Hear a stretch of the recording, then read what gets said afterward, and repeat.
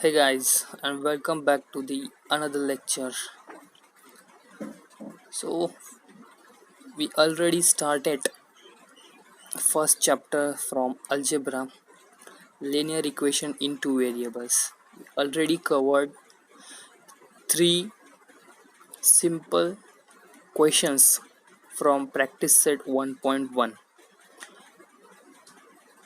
and in this lecture we are going to solve question number 6, question number 7, and question number 8 from practice set 1.1. So let's start with example number a question number 6 from practice set 1.1. What is the question? The question is, here we have two equations, equation number 1 and equation number 2, and what they ask for us to solve these two equation simultaneously and find the value of x and y. So x and y is the variables. So in हमने जो तीन question last lecture में पढ़े थे वो तीनों के तीनों क्वेश्चन एकदम इजी थे. उसके फॉर्मेट भी एकदम सिंपल बताए गए थे. सो अगर उस क्वेश्चंस को और इस क्वेश्चन को आप अगर कंपेयर करोगे तो आपको थोड़ा सा डिफरेंस मिलेगा. सो ये थोड़ा सा एक लेवल अप जो हम कहते हैं, जैसे थोड़ा डिफ़िकल्ट लेवल का एग्जाम्पल है. So let's try to solve this example. First हमें क्या करना है, एज ऑब्वियस हम जैसे करते हैं, जो भी इक्वेशंस दो हमें दिए गए होते हैं सॉल्यूशन स्टार्ट करते वक्त हम क्या करते हैं, we consider the first equation and second equation. Okay, so हम यहाँ पर क्या करते हैं, नोटेशन करते हैं. सो इस इक्वेशन को फर्स्ट और इस इक्वेशन को सेकेंड इक्वेशन का ये नोटेशन करते हैं. So what this represent that this equation, the first one is equation number 1 and second one is equation number 2. Okay, so next thing is that मैंने आपको पिछले लेक्चर में बताया था कि हमें दो चीज़ों का ध्यान रखना है. एक तो जो है पेयर, जो x और y जो है वो अगर सेम हो गए तो वो हमें देखना है. और सेकेंड थिंग बताया था, अगर पेयर सेम हो मतलब पेयर हो जाएंगे, मतलब यहाँ पर 1/3 है और यहाँ पर 2 है. अगर किसी भी प्रकार हम इस x दोनों x टर्म को, इक्वेशन नंबर 1 और इक्वेशन नंबर 2 के दोनों x टर्म को अगर सेम फॉर्म में लाने के लिए ट्राई करेंगे और उसके बाद अगर वो सेम फॉर्म में आ गए तो वो हो जाएंगे, पेयर्स हो जाएंगे. ये आपको पिछले लेक्चर आपको देखना पड़ेगा, तो उसमें आपको पता चल जाएगा कि ये पेयर्स क्या कंसेप्ट है. तो पेयर होने के बाद उन दोनों के साइन को हमें चेक करना है, दोनों पॉजिटिव है या दोनों नेगेटिव है. तो उसी के हिसाब से हम नेक्स्ट स्टेप्स में इक्वेशंस को एडिशन करते हैं या फिर सब्ट्रैक्शंस करते हैं. तो सॉल्यूशन स्टार्ट करने पर हमें यहाँ पर दिख रहा है कि ये थोड़ा सा डिफ़िकल्ट टाइप का क्वेश्चन यहाँ पर दिया गया है, क्योंकि यहाँ पर कोई भी हमें पेयर नहीं मिल रहा है, इक्वेशन 1 में भी और इक्वेशन में 2 में भी, क्योंकि ये दोनों अलग अलग चीज़ें हैं. तो हम यहाँ पर क्या करेंगे, सिंपली अभी यहाँ पर देखो हमें क्या दिया है, 1/3x फर्स्ट में plus y is equal to 10/3 ये फर्स्ट इक्वेशन है. और सेकेंड इक्वेशन क्या है, 2x plus 1/4 of y is equal to 11/4. यहाँ पर हमें क्या होता है, एक न्यूमरेटर डिनोमिनेटर ऐसा फॉर्म हमें कुछ दिख रहा है. तो इस न्यूमरेटर और डिनोमिनेटर को हम यहाँ पर कैंसिल कर देंगे. तो इसे कैंसिल कैसे करना है कि अगर यहाँ पर आप कॉमनली देखोगे तो इक्वेशन 1 को मैं अगर मुझे बैलेंस करना है, ठीक है, हमेशा याद रखना है कि हमें इक्वेशन को पहला बैलेंस करना होता है.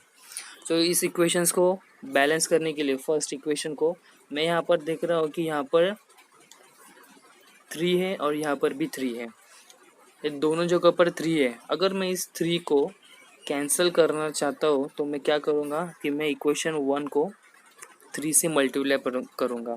अगर 3 से मल्टीप्लाई करोगे तो क्या होगा, देखो इस टर्म के लिए मैं बताता हूँ, यहाँ पर एक्सप्लेन करता हूँ। 1/3 x इंटू 3, अगर मैं 3 से मल्टीप्लाई एक टर्म को, सेकेंड टर्म को भी y इंटू 3 करना होगा, 10/3 इंटू भी 3 करना होगा। सो यहाँ पर हम फर्स्ट टर्म के लिए यहाँ पर देखेंगे 1/3 x इंटू 3 यहाँ पर है, तो यहाँ पर क्या हो सकता है, 3 और 3 गेट कैंसल्ड। तो मैं क्या करूँगा कि जिसका जो डिनोमिनेटर है उसे कैंसिलेशन प्रोसेस में लाने का ट्राई करूँगा। तो इसलिए मैं यहाँ पर 3 से इक्वेशन नंबर 1 को 3 से मल्टीप्लाई करूँगा। और इक्वेशन नंबर 2 में अगर यहाँ पर थोड़ा सा कॉमनली देखेंगे तो यहाँ पर 4 आ रहा है और यहाँ पर भी 4 आ रहा है, तो मैं इक्वेशन नंबर 2 को क्या करूँगा, 4 से मल्टीप्लाई करने का ट्राई करूँगा, जिसके वजह से क्या होगा कि न्यूमरेटर जो है, डिनोमिनेटर जो है वो कैंसिल हो जाएगी और मुझे एक यूनिक फॉर्म में इक्वेशंस मिल जाएगी, क्योंकि ये थोड़ा सा कॉम्प्लेक्स फॉर्म है 1/3 और 1/4 का। सो थोड़ा सा हम इसे यूनिक फॉर्म में, सिंपल फॉर्म में लाने के लिए ट्राई करेंगे। सो अभी यहाँ पर क्या करना होगा, इक्वेशन नंबर 1 को मैंने जैसा बताया कि इक्वेशन नंबर 1 को मल्टीप्लाई बाय 3 और इक्वेशन 2 को मल्टीप्लाई बाय 4 करोगे। सो ये 4 कैंसिल हो जाएंगे और ये 3 भी कैंसिल हो जाएंगे, ठीक है। सो इक्वेशन देखो यहाँ पर मैंने लिखा हुआ है, तो फर्स्ट इक्वेशन है जिसको मैंने ए से डिनोट किया है, तो उसके लिए ये मैंने first equation as it is लिखा है और मल्टीप्लाई बाय 3 किया है। तो इस 3 को ईच टर्म से मल्टीप्लाई करना होगा इस प्रकार, ठीक है। सो फर्स्ट टर्म में हम क्या करेंगे, 1/3 ऑफ x इंटू 3 करेंगे इसको, ठीक है। सेकेंड टर्म में हम क्या करेंगे, y इंटू 3 करेंगे, ठीक है, जो यहाँ पर लिखा हुआ है। और थर्ड में 3 इंटू 10/3 करेंगे, जो कि यहाँ पर लिखा हुआ है। सो सिंपल कैलकुलेशन जो मल्टीप्लिकेशन एडिशन है वो हम कर लेंगे। यहाँ पर देखो मैंने बताया था कि 3 गेट कैंसल, ठीक है। क्यों, क्योंकि 1/3 x इंटू 3 का मल्टीप्लिकेशन करोगे तो 3/3 x हो जाएगा, तो 3 कैंसिल हो जाएगा तो बचेगा 1, इसीलिए 1x का क्या होता है, आंसर हमेशा x ही होता है, ठीक है। और y इंटू 3y हो जाएगा, यहाँ पर भी 3 गेट कैंसल और जो बचेगा वो हो जाएगा 10। तो यहाँ पर हमें इक्वेशन क्या मिलेगा, 3 कैंसिल होने के बाद यहाँ पर x बचेगा, फिर ये हो जाएगा 3y और ये 3 कैंसिल होने के बाद यहाँ पर बचेगा 10। और एज इट इज जो साइंस है उसके वो ऐसे ही लिख देंगे, प्लस का जगह पर प्लस और इज इक्वल टू की जगह पर इज इक्वल टू लिख देंगे। ऐसे सिंपली इसको हम इक्वेशन नंबर 3 जो है हमारा मॉडिफाइड है, ठीक है, मॉडिफाइड इक्वेशन नंबर है, इक्वेशन है, इसलिए हमने उसे 3 नंबर दे। सेम करेंगे हम सेकेंड इक्वेशन के लिए, 2x plus 1/4 y is equal to 11/4। तो इस इक्वेशन को हमने क्या कहा था, ऊपर लिखा था कि मल्टीप्लाई बाय 4 करेंगे, तो इसीलिए यहाँ पर हम मल्टीप्लाई बाय 4 करेंगे। तो फर्स्ट टर्म को मल्टीप्लिकेशन में करूँगा तो 2 इंटू 4 कितना होता है, यहाँ पर लिखा हुआ है 2x जो एज इट इज़ है, इंटू यहाँ पर 4 लिखा है, प्लस आगे का साइन, फिर नेक्स्ट टर्म जो है उसको 4 से मल्टीप्लाई करेंगे, तो यहाँ पर हमने 4 से इस टर्म को मल्टीप्लाई किया और थर्ड में हम इस टर्म को मल्टीप्लाई करेंगे 4 के साथ, तो उसे एज इट इज़ हमने लिख लिया है। तो 2 इंटू 4 होता है 8 और x की जगह पर x, इसलिए 8 टाइम x हो जाएगा, प्लस 1/4 y इंटू 4, यहाँ पर ये 4 और ये 4 कैंसिल हो जाएगा और जो बचेगा वो y, तो y को हम एज इट इज़ यहाँ पर लिख लेंगे। नेक्स्ट में क्या हो जाएगा, इज इक्वल टू 11/4 इंटू 4 है, तो इसमें 4 गेट कैंसल और जो रिमेनिंग पार्ट है वो है 11, तो उसे हम यहाँ पर एज इट इज़ लिख देंगे। सो ये हो जाएगा मेरा क्वेश्चन नंबर 4 जो मॉडिफाइड है, ठीक है, जिसको हमने क्या किया है, डाइल्यूट किया है, न्यूट्रल करने का उसे हमने ट्राई किया है। सो इक्वेशन नंबर 3 और इक्वेशन नंबर 4 हमें मिल गए और इसके बाद हम यहाँ पर इस मॉडिफाइड इक्वेशन के साथ साइमल्टेनियसली दोनों इक्वेशन को सॉल्व करेंगे। सो मैं यहाँ पर रीराइट किया हूँ जो हमने क्वेश्चन नंबर 3 और क्वेश्चन नंबर 4 जो इक्वेशन जो है हमें अभी अभी मॉडिफाइड इक्वेशन जो फाइंड किए है वो दोनों को यहाँ पर लिख दिए हैं। फिर अभी यहाँ पर क्या करना है, लेट्स फाइंड पेयर। ठीक है, अगर मुझे पेयर फाइंड करने हो गए तो मुझे क्या करना होगा, एक तो इक्वेशन देखो यहाँ पर क्या है, एक्स एक्स टर्म अगर हम देखेंगे तो इक्वेशन नंबर 3 में सिर्फ एक्स है और इक्वेशन नंबर 4 में 8x है। तो आइदर मैं क्या चूज़ करूँगा, x को मल्टीप्लाई बाय 8 करूँगा क्योंकि यहाँ पर 8 आ जाएगा तो ये दोनों 8 8 हो जाएंगे तो ये गेट कैंसिल हो जाएगा और फिर हमें y की वैल्यू मिल जाएगी। ये एक पॉसिबल वे है। अनदर वे क्या है कि यहाँ पर अगर y टर्म के लिए हम देखेंगे तो यहाँ पर फर्स्ट में 3y है और सेकेंड में सिंपली y है। सो मैं क्या करूँगा कि इस इक्वेशन नंबर 4 को मल्टीप्लाई बाय 3 करूँगा तो मुझे क्या मिल जाएगा, यहाँ पर 3y मिल जाएगा। सो ये 3y कैंसिल हो जाएंगे और जो भी हम x का वैल्यू यहाँ पर फाइंड कर सकते हैं। तो these are two ways to find the values of x and y. It's all depends on you कि आपको कौन सा इक्वेशन इजी है, जो मल्टीप्लिकेशन में आपको डिफ़िकल्टी ना हो ऐसा ही चूज़ करना है। सो यहाँ पर मैंने क्या किया है, इक्वेशन नंबर 4 को मल्टीप्लाइड बाय मैं 3 करूँगा। जो 3 करने के बाद मुझे यहाँ पर y के साथ 3 टर्म मिल जाएगा। सो मैं इसे ईजी हो जाएगा फॉर कैंसिलेशन। ठीक है, सो मल्टीप्लाइड बाय 3 करने के बाद 3 इंटू 8 कितना होता है, 3 8 ज़ा 24 और x एज इट इज़। ठीक है, एज इट इज़ लिख दिया। नेक्स्ट स्टेप में 3 इंटू इस y को मल्टीप्लाई करेंगे तो हो जाएगा 3y और नेक्स्ट 3 इंटू इस 11 को मल्टीप्लाई करेंगे तो फिर मिल जाएगा हमें 33। ये हमारा नेक्स्ट मॉडिफाइड इक्वेशन है। तो इस इक्वेशन को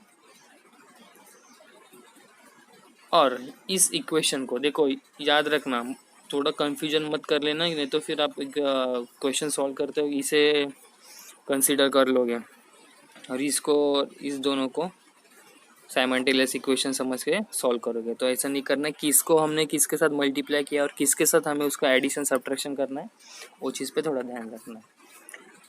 सो अब इन दोनों को मैंने यहाँ पर लिख दिया है। जो इक्वेशन नंबर हमारा 3 था और जो 4th इक्वेशन जो मॉडिफाइड है वो यहाँ पर लिखा है और ये इक्वेशन नंबर 3 है। दोनों को हम क्या करेंगे, साइमल्टेनियसली जैसे अभी लास्ट लेक्चर में किए थे सेम उसे साइमल्टेनियसली उसको सॉल्व करेंगे। तो यहाँ पर मुझे 3y देखो मैंने अभी बताया था कि आपको क्या करना है, पेयर्स फाइंड करने हैं। तो यहाँ पर मुझे पेयर फाइंड हो गए, 3y दोनों तरफ 3y दोनों इक्वेशन में है 3y। तो मुझे ईजी हो जाएगा कि दोनों को कैंसिलेशन करने के लिए।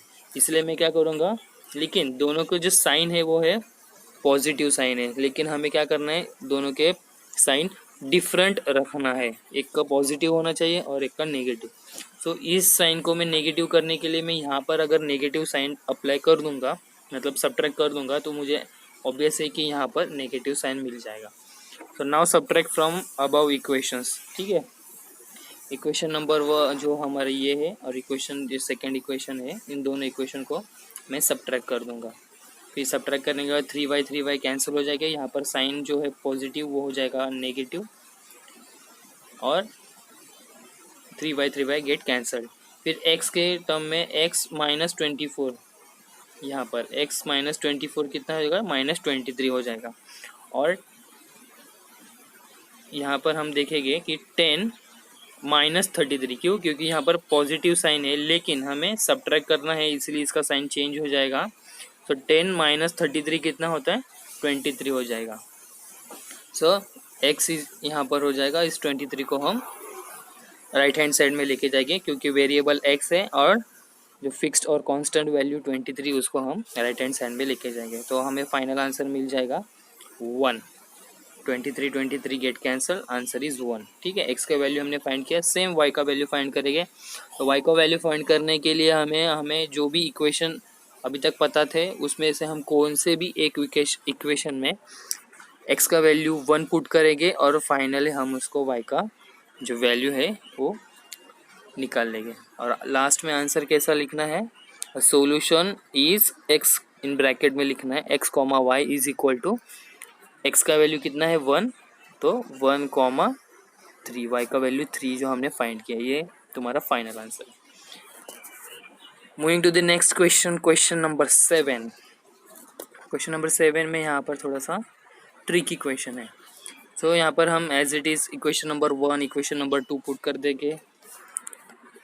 फिर इक्वेशन नंबर 1 और 2 थोड़ा सा डिफिकल्ट है। देखो 99x plus 101y is equal to 499, ये इक्वेशन 1 है। और इक्वेशन 2 क्या है, 101x plus 99y is equal to 501, ये है तुम्हारा इक्वेशन नंबर 2। तो ये सबको कुछ बड़े ही वैल्यू दिख रहे हैं। अभी तक तो हम 8, 3, 2, 4 ऐसे कोएफिशिएंट देख रहे थे। यहाँ पर हमें 101, 101, 99, 499 या फिर 501 ये कुछ बड़े ही वैल्यू दिख रहे हैं। तो घबराने की कोई ज़रूरत नहीं है। एक सिंपल ट्रिक है जो हमेशा याद रखना है। ऐसे कोई सम आ जाएगा तो उसमें ऐसे ही अप्लाई करना है। तो हम क्या करेंगे, देखो इधर अभी यहाँ पर मुझे तो कहाँ पर हमें पेयर भी नहीं दिख रहे। एक्स के टर्म दोनों डिफरेंट है, यहाँ पर वाई के टर्म दोनों डिफरेंट है। तो हमें पहला क्या करना है, पेयर फाइंड करना है। तो पेयर फाइंड करने के लिए हम क्या करेंगे, देखो हमें एक कौन सा दो चीज़ है जिसको न्यूट्रलाइज करना होगा। सो मैं क्या करूँगा, इक्वेशन नंबर 1 को है ना 99 से मल्टीप्लाई करूँगा, क्योंकि मुझे यहाँ पर 99 वाई में है और यहाँ पर 101 है। तो इस 99 को इक्वेशन नंबर 1 से मल्टीप्लाई करना है, इस 101 को इक्वेशन नंबर 2 से मल्टीप्लाई करना है। ठीक है, ये चीज़ याद रखना है। अगर इन दोनों को हम मल्टीप्लाई करने में कामयाब हो गए तो वाई वाई टर्म कैंसिल हो जाएगा। वो कैसे होगा टर्म कैंसिल, वो आपको आगे पता चलेगा।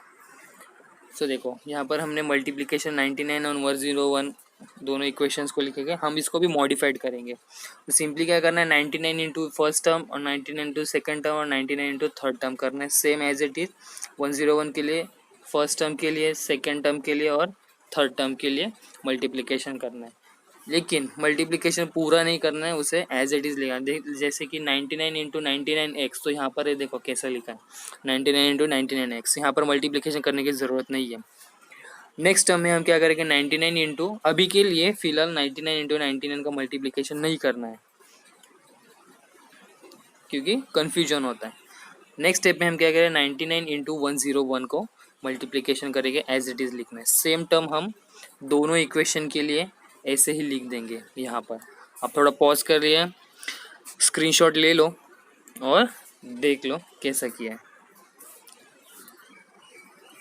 ठीक है, नेक्स्ट में हम क्या करेंगे कि हमें यहाँ पर दिख रहा है कि y के जो टर्म है वो अभी पेयर में आ चुके हैं। क्यों, क्योंकि 99 इंटू 101 y यहाँ पर फर्स्ट में दिया है और सेकेंड में भी वही दिया है, थोड़ा सा उल्टा है सिर्फ 101 इंटू 99 y। तो इन दोनों को मैं कैंसिल कर सकता हूँ। ठीक है, मैं इन दोनों को कैंसिल कर सकता हूँ, तो मुझे x का टर्म मिल जाएगा और x के वैल्यू मैं फाइंड कर सकता हूँ इसके वजह से। सो हम क्या करेंगे, now subtract above equation 3 and 4। ये जो हमारे इक्वेशन अभी अभी मिले हैं इसको हम इक्वेशन नंबर 3 और इक्वेशन नंबर 4 दे देंगे। इक्वेशन नंबर 3 और इक्वेशन नंबर 4 मैंने यहाँ पर लिखा नहीं है, आपको लिखना है। ठीक है, तो इन 3 और 4 इक्वेशन को हम क्या करेंगे, सब्ट्रैक्ट करेंगे। तो सब्ट्रैक्ट करने के बाद क्या हो जाएगा कि यो सब्ट्रैक्ट मतलब माइनस करना है, तो इस प्लस साइन हो जाएगा माइनस, यहाँ पर का भी जो प्लस साइन हो जाएगा वो हो जाएगा माइनस। मतलब यहाँ पर क्या करना है, हमें सब्ट्रैक्शन करना है, ये चीज़ याद रखना। तो इन दोनों को जो y टर्म है ये दोनों हो जाएगी कैंसल। क्यों, क्योंकि दोनों का मल्टीप्लिकेशन है और दोनों का वैल्यू सेम होने की वजह से वो हो जाएगा, पेयर कैंसिल हो जाएगा। तो बचेगा 99x square minus 101 square of x। तो हम उसे ऐसे लिख देंगे, देखो ये जो 99 स्क्वायर ऑफ x है और 101 स्क्वायर ऑफ x है, इन दोनों को हम क्या करें, x जो टर्म है वो कॉमन है इसलिए उसको हम ब्रैकेट से बाहर लिख देंगे और 99 x स्क्वायर है उसे पहले लिखेंगे और माइनस ऑफ 101 स्क्वायर, ऐसा हमने x के लिए लिखा। Is equal to y term तो कैंसिल हो चुका है, फिर ये नेक्स्ट टर्म जो है इन दोनों का सब्ट्रैक्शन कैसा करेंगे, तो इन दोनों टर्म को जो भी मल्टीप्लिकेशन है वो एज इट इज़ हमें यहाँ पर लिखना है, ठीक है, और माइनस साइन दे देना है बीच में। नेक्स्ट स्टेप में क्या हो जाएगा कि हमें यहाँ पर दिख रहा है कि 99 स्क्वायर माइनस 101 स्क्वायर, ये कुछ ऐसा फॉर्मूला नहीं दिख रहा है हमें, ए स्क्वायर प्लस बी स्क्वायर जो ब्रैकेट वाला जो है a square plus b square, या फिर अभी यहाँ पर प्लस है लेकिन यहाँ पर क्या है माइनस है, सो इसका फॉर्मूला ऐसा बनता है a square minus b square. इसके दो फॉर्मूले हैं, ये तो a square minus 2ab plus b square, ठीक है, फॉर्मूला लिख देना, ये एक फॉर्मूला बनता है। और सेकंड वाला जो फॉर्मूला बनता है मैं बताता हूँ, ए स्क्वायर माइनस बी स्क्वायर का जो सेकंड फॉर्मूला है वो बनता है ए प्लस बी और ए माइनस बी, ये फॉर्मूला आप लिख लेना, रेफरेंस के लिए यहाँ पर पुट कर देना। ए की वैल्यू क्या है, बी की वैल्यू क्या है, ए की वैल्यू है 99 और बी की वैल्यू है 101, तो इन दोनों ब्रैकेट में वैल्यूज पुट कर देना और ये स्टेप आपको समझ में आ जाएगी, ठीक है। फिर इन 99 इंटू 499 का यहाँ पर मल्टीप्लिकेशन करना है और यहाँ पर 101 और 50 का 501 का मल्टीप्लिकेशन करना है। तो मल्टीप्लिकेशन करने के बाद ये दोनों वैल्यू आपको मिल जाएगी, ठीक है, सिंपल कैलकुलेशन आप कर लेना। यहाँ पर अभी देखो 99 प्लस 101 का अगर एडिशन कर देंगे तो हो जाएगा 200 और 99 माइनस 101 करोगे तो हो जाएगा -2। 101 में से 99 माइनस करोगे तो 2 बचता है और जो ग्रेटर नंबर है उसका साइन माइनस है, इसलिए यहाँ पर -2 आंसर आ गया है, ठीक है। एक्स को एज इट इज़ लिख देंगे और इन दोनों को सब्ट्रैक्शन करेंगे तो फाइनल आंसर आता है 1200 आता है, ठीक है। नेक्स्ट स्टेप सिंपल कैलकुलेशन है, ये तो कुछ बताने की ज़रूरत भी नहीं है। 200 इंटू 2 हो जाएगा 400 और माइनस का साइन यहाँ पर आ जाएगा, एक्स एज इट इज़ इस 1200 को हम यहाँ पर कैरी कर देंगे। नेक्स्ट स्टेप में इस 400 को हम राइट हैंड साइड लेके जाएंगे तो वो हो जाएगा डिवाइड में, क्योंकि यहाँ पर एक्स के साथ मल्टीप्लिकेशन में था, इसीलिए राइट हैंड साइड में जाते वक्त वो हो जाएगा डिवाइड। सो दोनों जीरो कैंसिल हो जाएंगे, 4 1 ज़ा 4, 4 3 ज़ा 12, सो एक्स का वैल्यू हो जाएगा 4। सेम आपको खुद से ही अभी y का वैल्यू जो है वो फाइंड करना है। कैसे करेंगे, जो x की वैल्यू अभी अभी हमें जो मिली है x इज इक्वल टू 3, वो आप ये फर्स्ट इक्वेशन या सेकंड इक्वेशन में किसी में भी आप पुट कर सकते हैं, x की जगह पर 3 का वैल्यू और y का वैल्यू जो है वो आप फाइंड कर लेना, ठीक है। लास्ट क्वेश्चन की तरफ हम चलते हैं अभी, question number 8। Equation number 1 equation number 2 दे देना है एज इट इज़, ठीक है। यहाँ पर भी हमें कोई पेयर नहीं दिख रहे, लेकिन हमें एक चीज़ यहाँ पर दिख रही है कि इंटरचेंजेस कोएफिशिएंट इंटरचेंज दिख रहे हैं।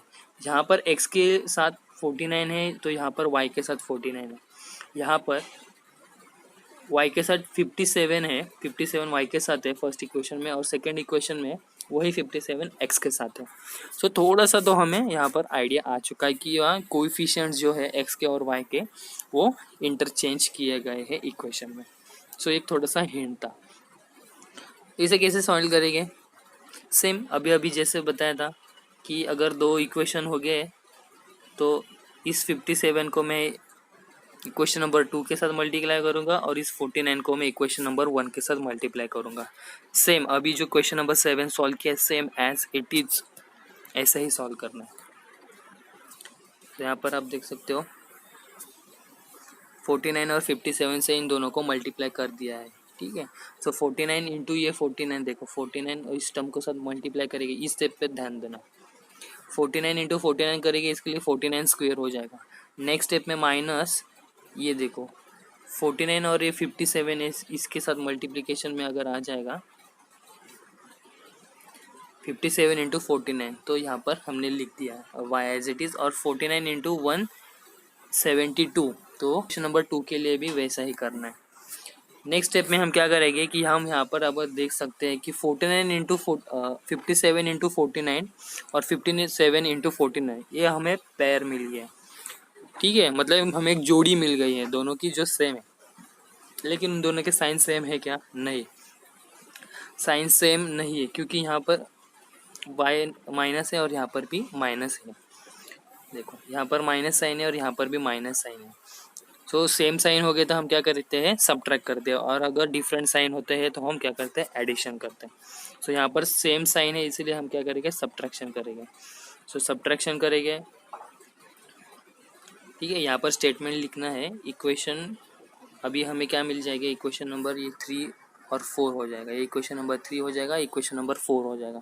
सो यहाँ पर स्टेटमेंट लिखना है, सब्ट्रैक्ट इक्वेशन नंबर 3 एंड 4, ठीक है। तो इक्वेशन नंबर 3 और 4 का हम सब्ट्रैक्शन कर देंगे। सो यहाँ पर as obvious y get cancel हो जाएगा, क्योंकि दोनों के कोएफिशिएंट सेम है और साइन अपोजिट है, इसीलिए।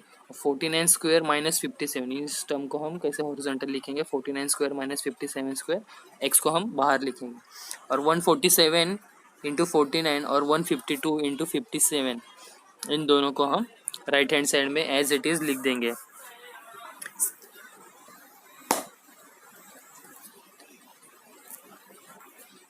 $49 स्क्वायर माइनस 57 स्क्वायर, अभी अभी फॉर्मूला हमने लिखा था a प्लस बी और a माइनस बी, ठीक है। a plus B into A minus B, ठीक है। ये दोनों ब्रैकेट मल्टीप्लिकेशन में है। सो a और b के वैल्यू देखो, हमें यहाँ पर थोड़ा सा उसको मॉडिफाइड करके लिखा है। सो यहाँ पर मॉडिफाइड करेंगे, और नेक्स्ट में क्या करेंगे कि 172 और 49 का मल्टीप्लिकेशन है, वो होता है 8428, और 152 इंटू 57 का मल्टीप्लिकेशन होता है 14364। वैल्यूज़ लिखा है, इसको सब्ट्रैक्शन करना है, उसकी वैल्यू हो जाएगी 5936, और इन दोनों का एडिशन करेंगे 49 प्लस 57 तो हो जाएगा। ऐसे कोई सिंपल कैलकुलेशन, ये कोई बताने की ज़रूरत नहीं है आपको, स्क्रीनशॉट लेकर ये चीज़ आपको समझ में आ जाएगी, ठीक है। इस एडिशन सब्ट्रैक्शन जो भी है वो आप देख सकते हो, क्रॉस चेक करना है आपके खुद के आंसर के साथ। फिर 106 इंटू 8 को हम क्या करेंगे? यहाँ पर डिवाइड में लेके आएंगे, किसके साथ? 1936 के साथ। अगर अभी हम क्या करेंगे? देखो 8 और 4936 का हम क्या करेंगे? उसको डिवाइड करेंगे। 8 से 4936 को डिवाइड करेंगे, तो उसको कैसे करना है? यहाँ पर देखो, यहाँ पर 4936 लिखा, ये डिवाइड का साइन, और 8 यहाँ पर लिख दिया। सो दो टर्म्स लेंगे और एक एक टर्म को कैरी करते हुए इसको हम सॉल्व करेंगे। सो 8 7 से कितना होता है? 56, तो यहाँ पर लिख देता है 59 माइनस 56 हो जाएगा, 3 कैरी हो जाएगा, नीचे बच जाएगा, और इस 3 को हम नीचे कैरी करेंगे तो ये हो जाएगा 33। सो 8 के टेबल में 33 तक हमें मल्टीप्लाई करना होगा, तो 8 इंटू 4 हो जाता है 32, ठीक है। 8 इंटू 4 हो जाता है 32। सो 33 माइनस 32 करने के बाद क्या होता है? एक बच जाता है, और इस 6 को हम यहाँ पर नीचे कैरी करेंगे, तो ये हो जाएगा 16। तो 8 2 ज़ा 16, तो ये वैल्यू हो जाएगी 472, ठीक है।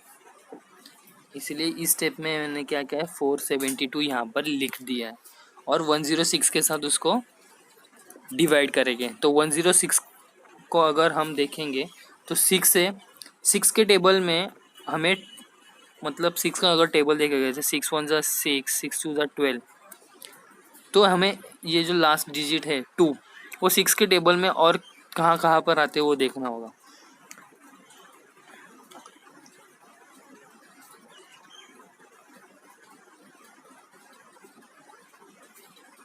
ठीक है, ये 6 का टेबल है। 6 के टेबल में हम 6 इंटू 7 करेंगे, तभी क्या आता है? 42 वैल्यू आता है, ठीक है। 6 7 से 42 होता है। तो यहाँ पर हमें 2 डिजिट्स जो है, सेकंड नंबर का जो है डिजिट है वो 2 है, और यहाँ पर भी हमें देखो 6 इंटू 7 42 होता है। यहाँ का जो लास्ट डिजिट है वो 2 है, और यहाँ का भी लास्ट डिजिट है वो जो 2 है। सो हमें ये इंटरेक्ट हो रहा है, तो 6 के टेबल के लिए देखा तो हम 107 को अगर 7 के साथ मल्टीप्लाई करेंगे तो 7 6 ये देखो ये वैल्यू आ जाते हैं 742 जो कि हमारी ये वैल्यू है। तो इन दोनों को 106 और 7 सा करेंगे तो हमें x का वैल्यू हो जाएगा 7। फाइनल आंसर हमें मिल जाएगा। सेम x का वैल्यू जो 7 है वो इक्वेशन नंबर 1 और इक्वेशन नंबर 2 में पुट करना है और फाइंड y का वैल्यू आपको खुद से सॉल्व करना है। तो यहाँ पर हमारा प्रैक्टिस सेट 1.1 कंप्लीट हो रहा है। कोई भी डाउट होगा तो कमेंट सेक्शन में मुझे क्वेश्चन ज़रूर पूछना। लाइक और सब्सक्राइब करिए। Thank you very much for discussion. This is Akshay Thorat signing off.